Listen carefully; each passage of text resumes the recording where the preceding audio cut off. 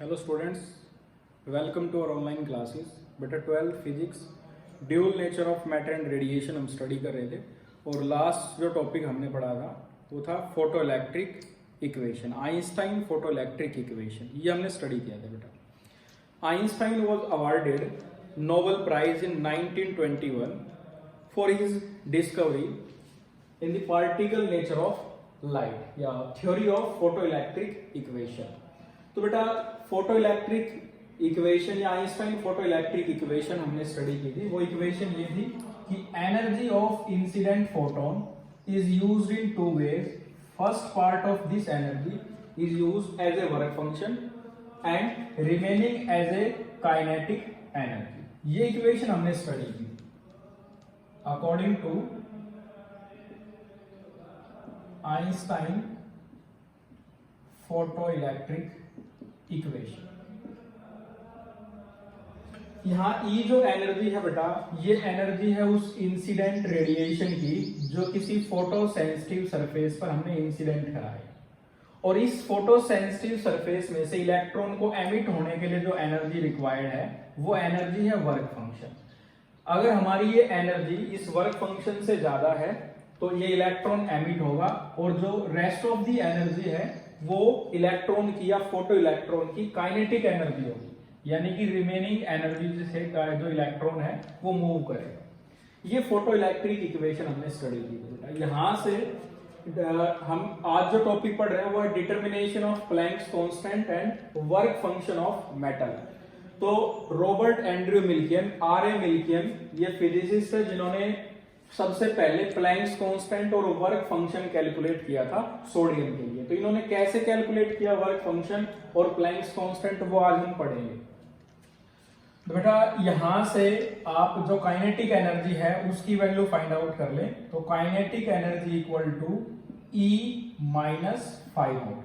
Kinetic energy आपने photo electric effect में पढ़ा था कि maximum kinetic energy half mv² maximum या kinetic energy maximum of photo electrons is equal to EV0, where E be the charge on electron and V0 be the stopping potential। तो हम kinetic energy की जगह ये जो equation हमारी कि kinetic energy equal to energy of photon को हम लिख सकते हैं h nu, where nu be the frequency of incident radiation and h be the Planck's constant and -5। Equation first इसे काउंट कर लेते हैं। और we know kinetic energy of photo electrons या maximum kinetic energy of photo electrons is equal to EV0। तो kinetic energy की जगह हम यूज करेंगे बेटा EV0 which is equal to h nu minus 5। यहां V0 को हम एज इट इज रखेंगे, स्टॉपिंग पोटेंशियल को एक तरफ रखेंगे, which is equal to h over E into nu minus 5 over E, equation number 2। अब ये जो इक्वेशन है बेटा इसको हम इक्वेशन ऑफ स्ट्रेट लाइन से कंपेयर करेंगे और इक्वेशन ऑफ स्ट्रेट लाइन है y is equal to mx plus c। Comparing the equation number 2 with equation of straight line. V0 stopping potential along y axis और ये जो हम यहाँ frequency लिखा है बेटा अलोंग x एक्सिस लेना। और ये जो टर्म है इक्वेशन ऑफ स्ट्रेट लाइन में जो m होता है बेटा ये होता है स्लोप ऑफ द लाइन और जो c है इसे हम बोलते हैं इंटरसेप्ट। इंटरसेप्ट जैसे बेटा मैं स्ट्रेट लाइन को रिप्रेजेंट कर रहा हूं, ये हमारा x एक्सिस है पॉजिटिव, ये y एक्सिस है और ये स्ट्रेट लाइन है। ये जो वैल्यू होगी ये o और ये c, इस o से c को इसे हमने c लिखा है, इसे इंटरसेप्ट कहते हैं बेटा।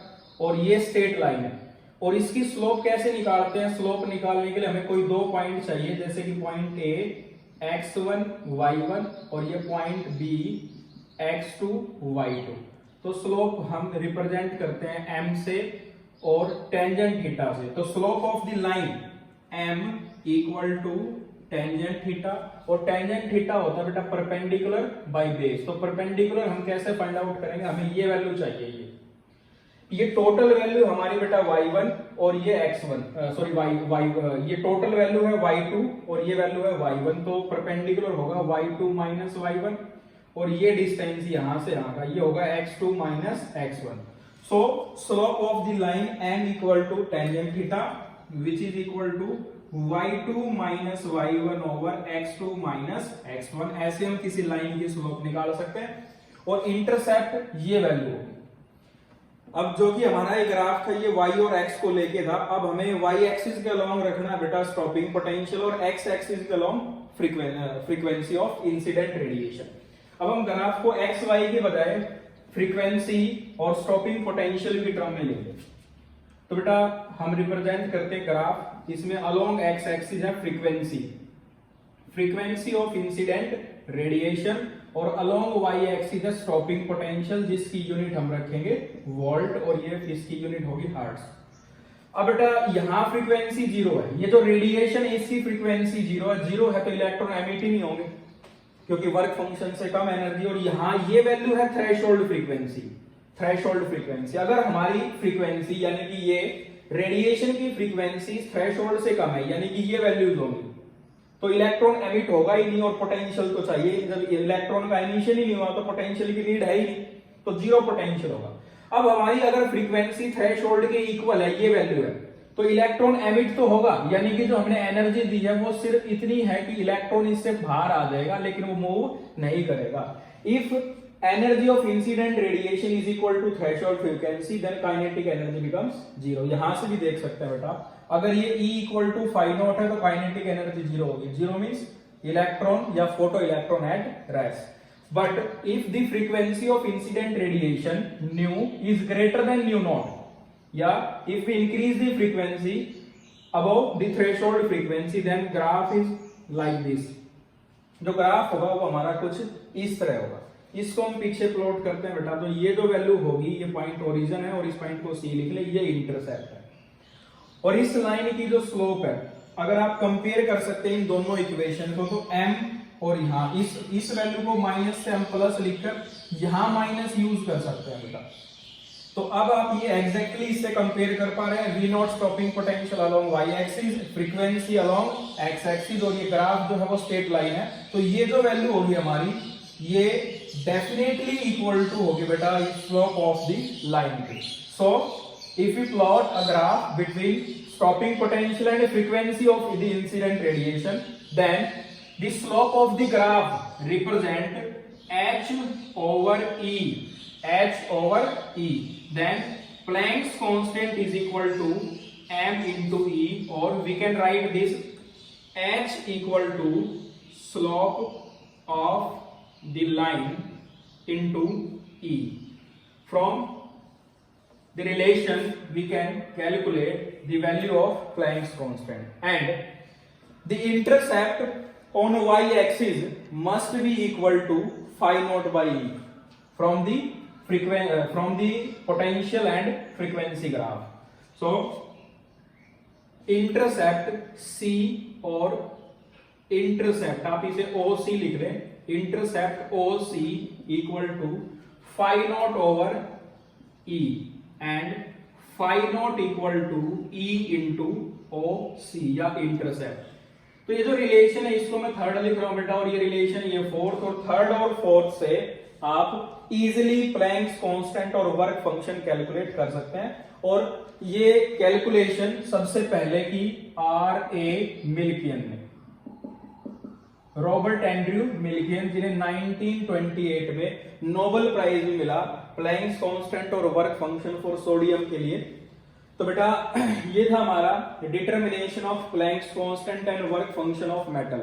आप अगर चाहें तो काइनेटिक एनर्जी और फ्रीक्वेंसी में भी ग्राफ प्लॉट कर सकते हैं, यानी कि यहीं से आप ग्राफ प्लॉट कर सकते हैं काइनेटिक एनर्जी और फ्रीक्वेंसी में, वहां से भी वैल्यू निकल के आएगी बेटा। कैसे होगा? Kinetic energy y h slope new x और यहां हम इसे लिख लेंगे प्लस करके और यहां माइनस। तो हमारा जो ग्राफ होगा काइनेटिक एनर्जी फ्रीक्वेंसी का, वहां से भी आप स्लोप और ये प्लैंक्स कांस्टेंट की वैल्यू इजीली कैलकुलेट कर सकते हैं, वो आप खुद से ट्राई करेंगे। अब बेटा हम इसमें अपने dual nature of matter and radiation में आगे चल रहे हैं और अब हम पढ़ेंगे पार्टिकल नेचर ऑफ लाइट। और पार्टिकल नेचर ऑफ लाइट में आज हम स्टडी करने वाले हैं बेटा फोटॉन्स को और प्रॉपर्टी ऑफ फोटॉन स्टडी करेंगे। Photon and property of photon. Photon is a packet or bundle of energy. Photon is a packet or bundle of energy. ऐसा हमने लास्ट आर्टिकल में, जो कि आइंस्टाइन फोटो इलेक्ट्रिक इक्वेशन में study किया था, कि ये कोई फोटो सेंसिटिव सरफेस है बेटा, और इस फोटो सेंसिटिव सरफेस पर जब हम रेडिएशन डालते हैं तो रेडिएशन जो है वो पार्टिकल की फॉर्म में इस पर इंसिडेंट होते हैं और इससे इलेक्ट्रॉन का एमिशन कराते हैं. तो बेटा मैं 3 फिनोमिना आपको बता रहा हूं अभी, इंटरफेरेंस, डिफ्रैक्शन और पोलराइजेशन. ये तीनों फिनोमिना आप पढ़ेंगे ऑप्टिक्स में, वेव ऑप्टिक्स में पढ़ेंगे. ये तीनों ही फिनोमिना बता रहे हैं कि लाइट का जो नेचर है वो वेव नेचर है, यानी कि जो लाइट है वो वेव के जैसे बिहेव करती है. बट फोटो इलेक्ट्रिक अफेक्ट और कॉम्पटन अफेक्ट ये ऐसे फिनोमिना है जो शो करते हैं या प्रूव करते हैं कि जो लाइट है उसका नेचर पार्टिकल नेचर, यानी कि लाइट जो है जब स्ट्राइक करती है किसी फोटो सेंसिटिव सरफेस पर वो ऐसे स्ट्राइक करते हैं जैसे पार्टिकल टकरा रहे हैं. जैसे कि बेटा ये हम कोई वॉल ले रहे हैं और इस वॉल पर जब हम हैमर से स्ट्राइक करते हैं, यानी कि हथौड़े से जब इस पर चोट करते हैं, तो आप देखना इसके आसपास की मिट्टी छिटक जाती है. बिल्कुल ऐसा ही होता है जब ये फोटोन स्ट्राइक करते हैं किसी फोटो सेंसिटिव सरफेस पर, और तब इलेक्ट्रॉन का एमिशन होता है. और लास्ट वीडियो में हमने बताया था बेटा कि आपको कि एक इलेक्ट्रॉन एक फोटोन्स को एमिट करा सकता है. अब ये फोटोन ही क्या है उसी के बारे में जानते हैं. तो फोटोन इज ए पैकेट और बंडल ऑफ एनर्जी जो किसी एमिटर से एमिट होते हैं, जो किसी लाइट से या एमिटर से एमिट होंगे. जैसे बेटा ये कोई सोर्स है लाइट का, इससे फोटोन्स एमिट हो रहे हैं, जो स्ट्राइक कर रहे हैं किसी फोटो सेंसिटिव सरफेस पर, और एक फोटोन एक इलेक्ट्रॉन को एमिट करा रहा है. तो बेटा पहली प्रॉपर्टी फोटोन की है कि energy of photon is equal to h nu. Energy of photon equal to h nu, where h be the Planck's constant, which is equal to 6.62 into 10 to power minus 34 joule second, and nu be the frequency of incident radiation. Nu be the frequency of incident radiation. Second, the rest mass of photon is 0. Photon का जो rest mass है बेटा वो 0 है. आपने एक relation पढ़ा था 11th में, वो था m equal to m naught root of 1 minus v square by c square. ये जो m है ये काइनेटिक मास है, और m नॉट है बेटा ये रेस्ट मास है, और v be the speed of light, और v be the velocity of particle. तो इस रिलेशन से आप रेस्ट मास या काइनेटिक मास निकाल सकते हैं, जो कि पहली प्रॉपर्टी है कि एनर्जी फोटॉन्स की फ्रीक्वेंसी पर डिपेंड करती है, और दूसरा बेटा हमने रेस्ट मास बताया, और तीसरी प्रॉपर्टी है कि जो फोटोन है वो ट्रेवल करता है with the speed of light, यानी कि speed of photon is equal to 3 into 10 to power 8 metre per second. तो ये v की जगह जब आप ये वैल्यू पुट करेंगे c, तो m नॉट इक्वल टू 0 आएगा. तो फ्रीक्वेंसी जो है वो एनर्जी है वो फ्रीक्वेंसी पर डिपेंड कर रही है, और फोटोन ट्रेवल करता है लाइट की स्पीड से, और रेस्ट मास है फोटोन का 0. फोर्थ हम बात करते हैं बेटा अभी मोमेंटम की. We know energy of photon is equal to h nu, and nu equal to c by lambda, h c by lambda. तो बेटा एनर्जी का जो ये फॉर्मूला है ये वेवलेंथ की टर्म में है, और इस फॉर्मूले में हम थोड़ा सा चेंज करेंगे, और चेंज ये है hc over lambda into 1.6 into 10 to power minus 19 electron volt. ये जो आंसर होगा ये जूल में होगा, और ये आंसर इलेक्ट्रॉन वोल्ट में. जो एनर्जी है फोटोन की वो इलेक्ट्रॉन वोल्ट में ही एक्सप्रेस की जाती है. आप इसे चाहें तो आगे सोल्व कर सकते हैं. h 6.62 into 10 to power minus 34 and c 3 into 10 to power 8 and lambda into 1.6 into 10 to power minus 19 electron volt. इसे आप फर्दर सोल्व करेंगे तो E equal to 12.41 into 10 to power minus 7 electron volt divided by lambda. आप इस relation को भी याद रख सकते हैं. डायरेक्ट वेवलेंथ की वैल्यू आप पुट करेंगे और आंसर जो होगा वो इलेक्ट्रॉन वोल्ट में होगा. आप इस रिलेशन से भी कैलकुलेट कर सकते हैं, लेकिन अगर आपको आंसर डायरेक्ट इलेक्ट्रॉन वोल्ट में चाहिए तो आप इस रिलेशन को यूज करेंगे. फिफ्थ बेटा बात करते हैं kinetic mass. Kinetic mass of photon is equal to, we know according to Einstein mass energy equivalence E equal to mc square and m equal to E by c square. ये formula है बेटा, इस फॉर्मूले से आप kinetic मास भी calculate कर सकते हैं फोटोन का, यानी कि जब फोटोन मूव करेगा तो उसका मास क्या होगा। As we know frequency be the most fundamental property of a wave. Frequency जो है बेटा वो मोस्ट फंडामेंटल प्रॉपर्टी है। जब फोटोन एक मीडियम से, यानी कि ये मीडियम 1 है और ये मीडियम 2 है, जब फोटोन एक मीडियम से दूसरे मीडियम में जाएगा तो बेटा उसकी स्पीड चेंज होगी। स्पीड चेंज इसलिए हो रही है क्योंकि वेवलेंथ जो है वो अलग अलग मीडियम में अलग अलग होगी। मीडियम 1 में वेवलेंथ λ1 है और मीडियम 2 में वेवलेंथ λ2 है, बट फ्रीक्वेंसी जो है वो सेम रहेगी। फ्रीक्वेंसी सेम है, मीडियम चेंज होने के साथ साथ फ्रीक्वेंसी चेंज नहीं हो रही है, और फ्रीक्वेंसी चेंज नहीं हो रही है तो बेटा एनर्जी भी फोटोन की सेम रहेगी, चाहे वो किसी भी मीडियम में मूव करे। नेक्स्ट बेटा, आप यहां से मोमेंटम भी कैलकुलेट कर सकते हैं इस रिलेशन को यूज करके। m और v की टर्म में, मास की टर्म में मोमेंटम भी आप कैलकुलेट कर सकते हैं। और सिक्स्थ प्रॉपर्टी है बेटा कि जो फोटोन है, फोटोन की मोमेंटम उसी डायरेक्शन में होगी जिस डायरेक्शन में रेडिएशन ट्रेवल कर रहे हैं। नेक्स्ट, जो इलेक्ट्रिक फील्ड है और मैग्नेटिक फील्ड है, वो इन दोनों फील्ड से फोटोन डेविएट नहीं होगा। और लास्ट जो हम प्रॉपर्टी पढ़ेंगे बेटा फोटोन की, वो है अगर कोई ये एमिटर है, इससे n फोटोन्स एमिट हो रहे हैं पर सेकंड में, so power of radiation is equal to n into E, where P be the power, n be the number of photons emitted per second and E be the energy of radiation। यहां से आप number of photons निकाल सकते हैं which is equal to power divided by energy. इस फॉर्मूले को भी आप अच्छे से लर्न करें बेटा, इस फॉर्मूले पर बेस्ड न्यूमेरिकल आपको मिलेंगे। तो बेटा आज आपको दो टॉपिक पढ़ने हैं। फर्स्ट है determination of Planck's constant and work function, and second particle nature of light. इसमें जो क्वेश्चन है वो है what is photon and what are the properties of photon. तो बेटा नेक्स्ट लेक्चर में हम इलेक्ट्रॉन के बारे में पढ़ेंगे और वेवलेंथ कैलकुलेट करेंगे इलेक्ट्रॉन की।